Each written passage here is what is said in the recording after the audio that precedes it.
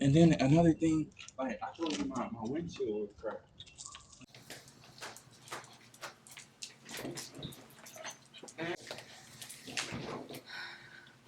You didn't seem happy, but I am.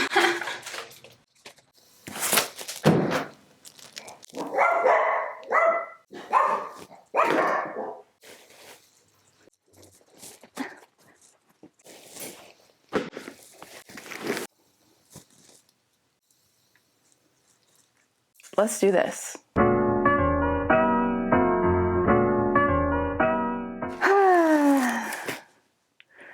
Let me take a second to enjoy this moment. You know, when you get art supplies in the mail, it does something to your dopamine levels.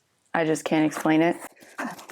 So, I was on Dakota's website about a week ago, shopping for art supplies as I so often do.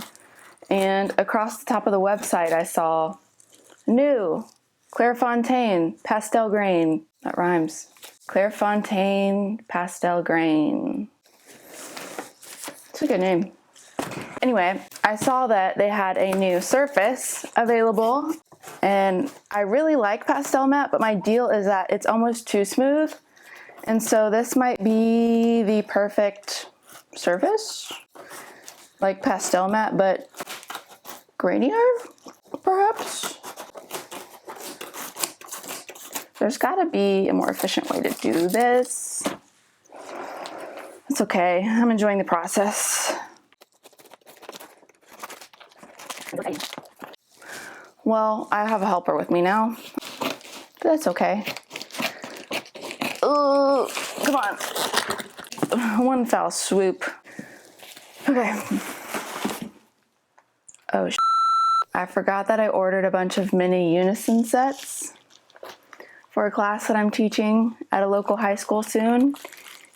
And you saw, I just threw this box to the floor with reckless abandon. I'm gonna have to check on these first. Dumb.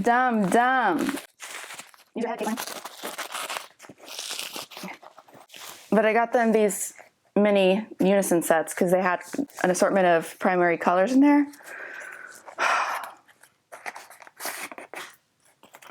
I'm scared.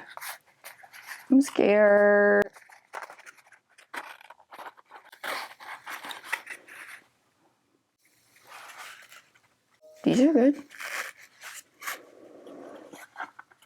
I can only thank Dakota Pastels for packing their shipments so lovingly and carefully for people like me who throw things on occasion. Anyway, we're not here for my shortcomings. Oh, it's upside down. I don't even know what to expect. Are you ready? I'm gonna flip it over. Oh, it's got glassine on it. 1 second.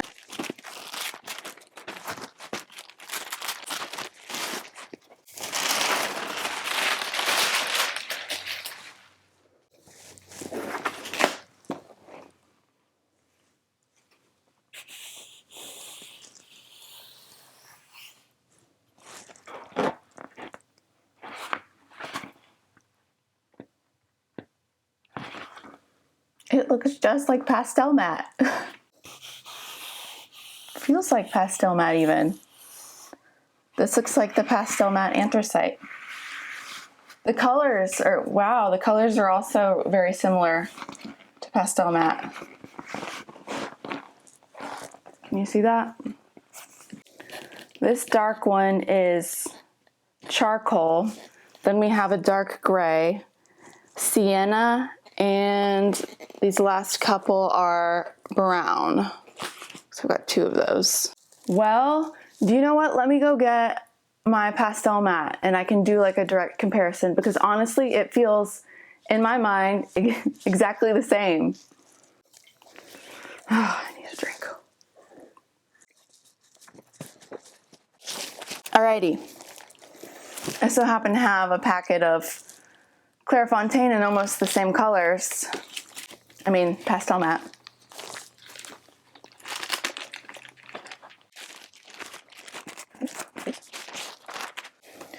Okay, here is the brown color of Pastelmat. Let me make sure that's right.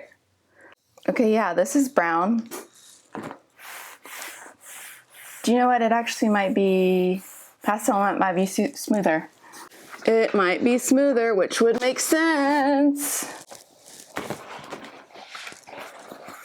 Okay, yeah. Okay. Pastelgrain is a little grainier than Pastelmat. What a revolutionary idea. So I had no clue what to expect, but it genuinely is, you know, I mean, Pastelmat's such a unique surface. This is just as unique, but it's definitely more rough. Now that I think about it, it reminds me of Strathmore Bristol board. There's like a smooth plate surface, which in this case would be the Pastelmat. And then there's the vellum surface, which would be the Pastelgrain. Imagine Pastelmat, but a little furrier. I was almost expecting a Lacarte type surface, but it's not like that at all. It's Clairefontaine Pastelmat, but grainier. So this is Clairefontaine brown. This is Pastelmat brown. Very similar, but it's a little more muted of a color. Let's compare the other ones while I have all this out. So this is charcoal Pastelmat, and then this is charcoal Pastelgrain in the charcoal color. Again, same hue. This is a little bit lighter and less intense. I think it's because whatever they put on Pastelmat to make it the way it is, there's more of it on top. So I think that's what knocks down the color of it. Otherwise, I think they would be the same color. I'm no expert though. And here is the dark gray. Off. Ew, was that a bug? And again, Pastelmat and Pastelgrain. A little bit lighter, same hue. There's just more of whatever they put on it. I'm so excited to play around with this. And don't worry, I'm gonna compare the two. And I don't want this to get repetitive. I've got sienna in a pad somewhere, but it's most likely, it's the sienna that you already have. If you have Pastelmat, which if you're watching this, I'm sure you do, but a little bit lighter and more grainy. And I think for the comparison, I'm going to use brown because I have two of them and I'm a greedy bee.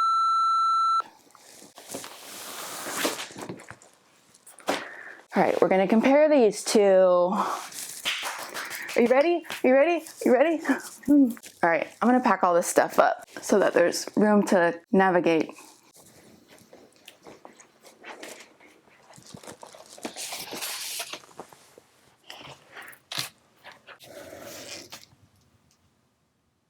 What? I have to optimize space.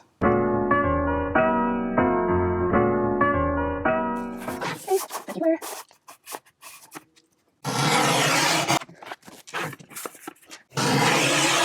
No, it's green.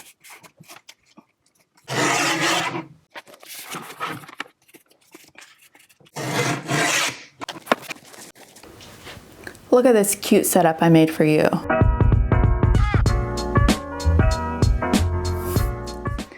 We have Pastelgrain and Pastelmat.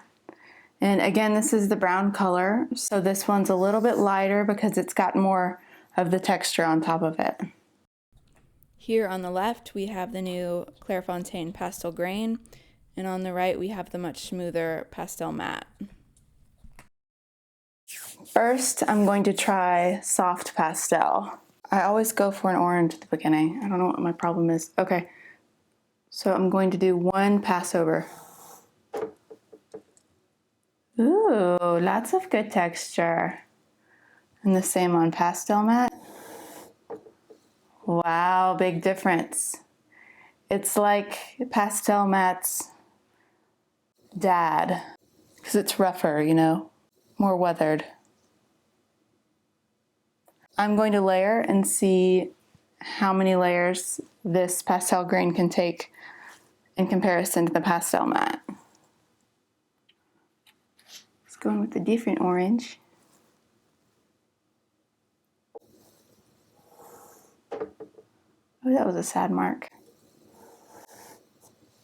And I'm using the exact same pressure. Same pressure.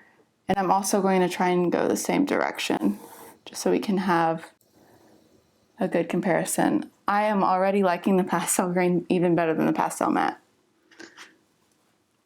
It may be hard to pick up on camera, but even after the third layer, you start to see a little bit of smudging on the Pastelmat just because it's so fine. I know pencils do really well on this paper because they're harder, and so they fill in the grain slower because less is coming off of the stick. But this is playing really nicely with the soft pastels. Okay. What layer are we on? Is that 4? We'll call it 4. Put a little tally there. Wow. 5th layer.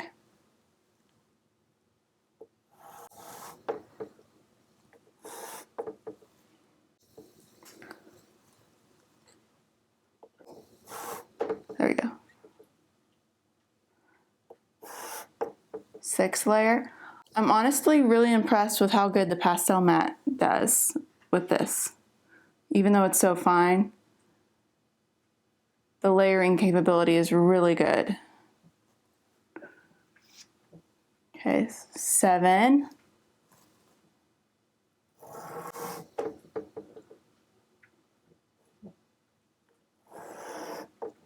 I'll do this one more time on both. We'll call it 8. 8. Yeah, this tooth is completely filled. See how it's smeared? This one is starting to, but again, there's deeper valleys and peaks in that paper, so more pigment is able to accumulate. I'm gonna stop there. I think that was 8 strokes. I'd say they both perform really well. Definitely this can take more pastel, but also has visible texture, whereas the Pastelmat has very little visible texture. But of course, that's to be expected because it's the grainier version of Pastelmat. So it's really performing in the exact way that you would think it would. Okay, now let's do some mark making with the soft pastels.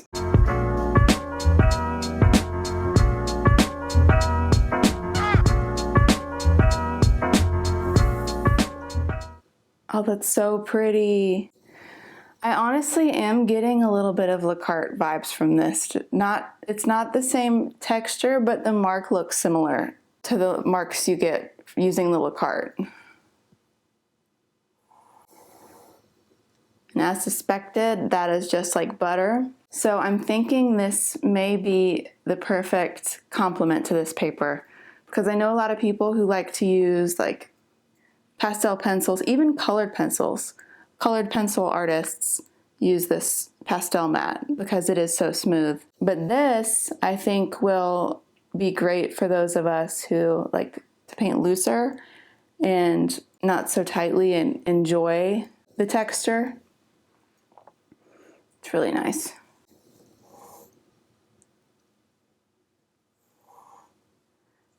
I like to see how many marks I can layer, like solid marks.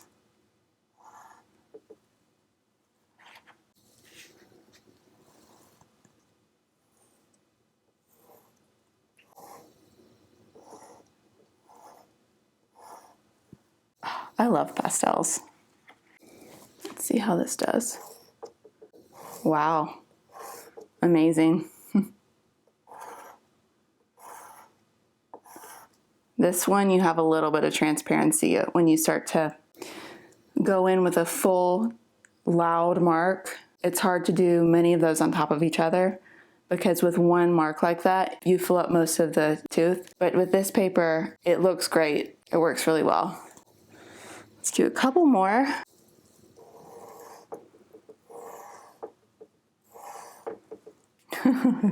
You could get some really cool effects with this paper.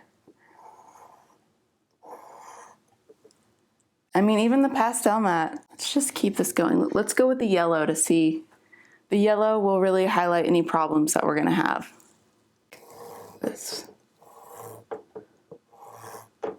yellow itself is typically transparent, but I am seeing some mixing beginning to happen. I have a feeling this is just not going to be great. Yeah, see, it looks smudgy. We're getting green. So if you're into the loud mark making and just filling up the tooth in one mark, this is going to be a really great paper for you. All right, now I'm going to get some harder pastels to try. Let's see.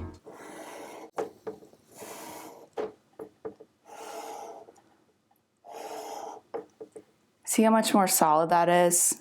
Whereas with this, it's got more texture to it. It's a bit of a difference.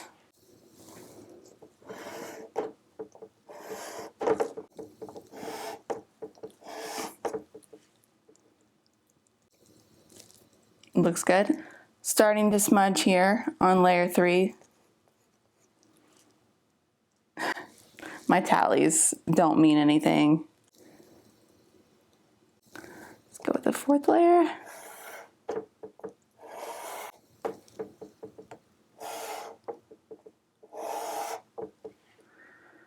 Yeah, we're getting some smudging here. That was 4. 5. And I'm really bearing down with these because it's harder to get the pigment off of them since they're hard pastels. A little bit of smudging, but it's looking okay. The pastel grain looks great. 5 layers of hard pastel, and it still could take more. All right, I'll do one more layer.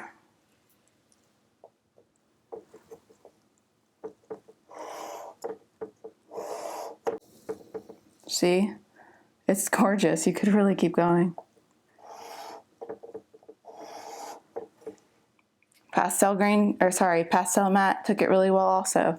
That is 6, I think, if I haven't skipped a layer, which I would not be surprised. 6, and we'll do a lucky number 7. Okay. The tooth is starting to get filled.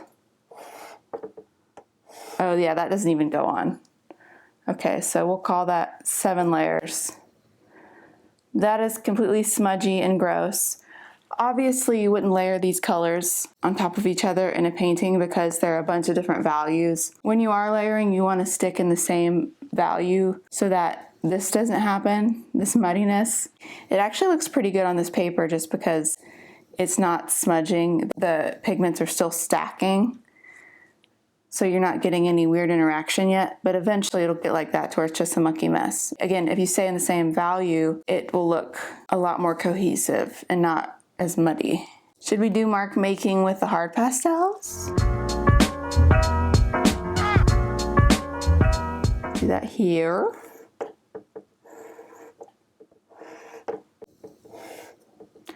Loud marks. Loud. Screaming.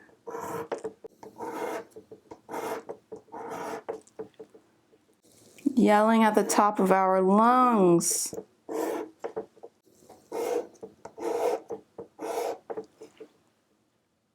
Every time I play around like this, I always want to do an abstract piece. And I've never done that in my life, like a proper abstract painting. Let's go this way. Oh, that wasn't a loud mark. Silly. 2, 3. 1, 2, 3. It's looking good. Obviously, it's a little transparent because, again, it's a yellow. Let's go with the blue. Oh, this is such a pretty blue. Really pops off of that all those warm marks. Well, that's looking great. Looks like we're getting a little smudge in here. Yeah. I think Pastelmat is about tapped out with that. Again, with the pastel grain, you could just keep going. Okay, now I'm gonna go in with some pastel pencils. Do you guys remember when we did pastel pencils on velour? Can I make some space? I'll do it here. Going in with a light hand. Fun. Obviously, they both perform well. That was one layer. I'm gonna see how many layers I can get. I feel like that's a common question with people who use pastel pencils. They do more hyper-realistic work. It's not a blanket statement. So that's 2 layers. You can definitely get finer marks on Pastelmat. Let's look at our mark making. Oh. See how skinny of a mark you can get? Great for, hairs and fur and things like that. You can also get really fine mark on this. A little more textured, but it's supposed to be. No paper is better than the other. It's all about what you want it to do. Okay, now I messed up my tally. So I'm gonna move my tally over here, and this would be the 3rd layer.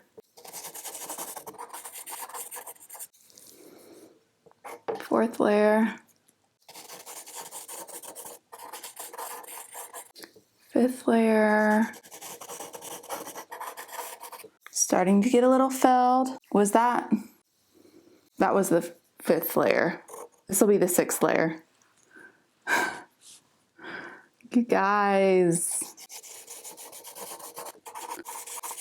Okay, I think the Pastelmat's starting to get pretty filled. Let's try one more layer. That was 6, I think. Let's go in for a 7th layer. Pastel grain's working really well. I think it could just keep taking color, to be honest. And let's see, obviously the Pastelmat looks a lot smoother, but the tooth is almost full. All right, so we know Pastelmat, you can layer and layer and layer and layer on it, and obviously pastel grain being a more textured surface, you can layer even a little more, but really these papers are very similar. Obviously, what I said earlier about how this is a lot like Strathmore drawing paper, where this would be the smooth surface and then this would be the vellum surface. It's really accurate. It's very unique and no other paper is like it. It's not a sanded paper. It's definitely soft. It's not gritty. It's more fabric-like, but without being velvety like velour. So, with that being said, we have a choose your own adventure situation. Simple as that. Each adventure would be a good one. One would be textured, one would be smooth.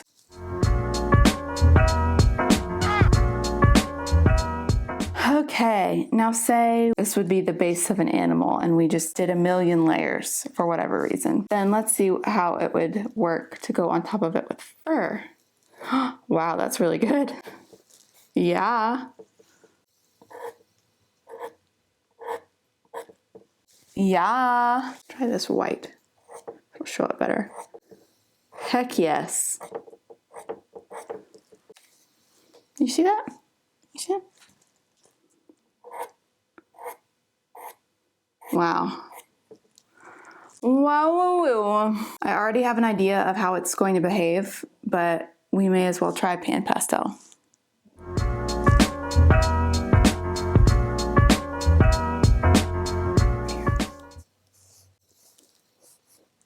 It's a really pretty texture.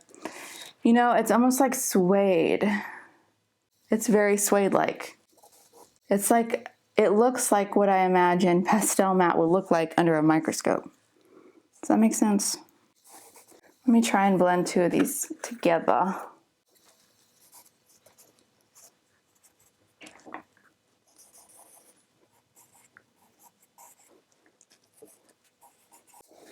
I can really feel the texture with the sponge applicator on the pastel grain. There's much more resistance dragging the sponge across the surface. Whereas this sort of just slides, which is good because these applicators are really delicate. So pastel grain might be a little more harsh on your lovely sponges. Okay, I'm not gonna go for a perfect gradient, you get it. Pan Pastel works on both surfaces. Now, because I know people typically that use Pan Pastel on this will layer over it with pastel pencil or different pastel. So I'm going to test that out, see how it works. And I'm going to use yellow just so that we can stay consistent.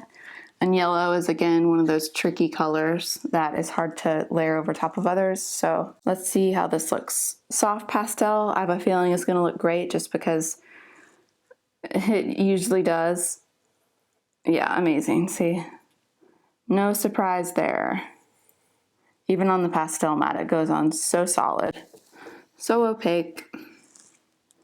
Now, harder pastel. Beautiful. A little smudgy, but still works. So if you want to get in there and do hairs with the harder pastel, it actually worked pretty well.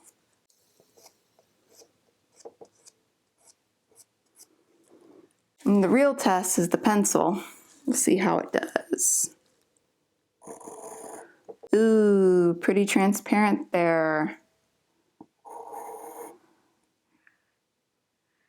Might even look better on the Pastelmat. Interesting. Just because this is so textured. Let me go in with some really hard marks and see if it works. Okay. If you really bear down, you can get some marks in there, but they're not going to be super opaque. Well, cool. Should we try a little gradient action at the bottom?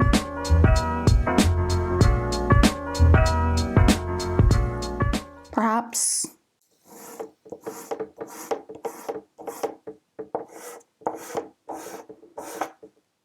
I'm gonna do a little pretend sky.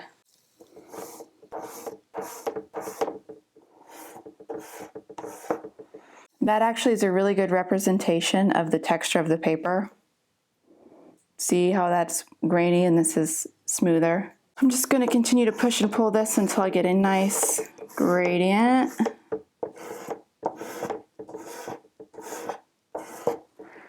I like the pastel grain better. Not to be biased. Better for what I do, you know, what I typically do. I'm not saying it's a better paper, I just know I'll use it more. It's suede-like. Definitely.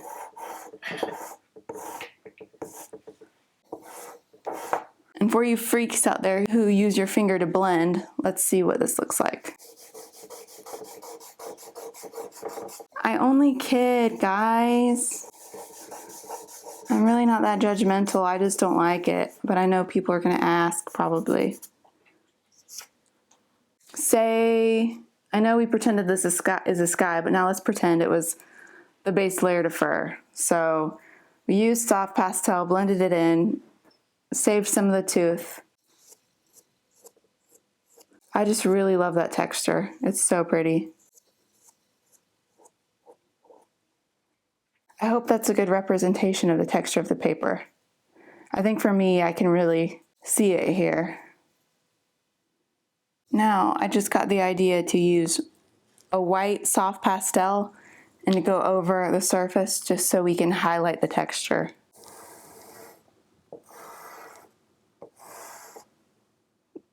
You see the texture there? It's really beautiful. And obviously, Pastelmat has texture too, but it's much finer. Oh, it's so pretty. Well, there you have it, folks. Okay, I think I've done pretty much everything I set out to do. In conclusion, Pastelgrain is a great paper. I think it's going to be just as beloved as the Pastelmat, but for those of us who like texture and like to have more fun. But yeah, I can't wait to play with it in the future. And I hope you can get your hands on it soon and have some fun painting. Bye.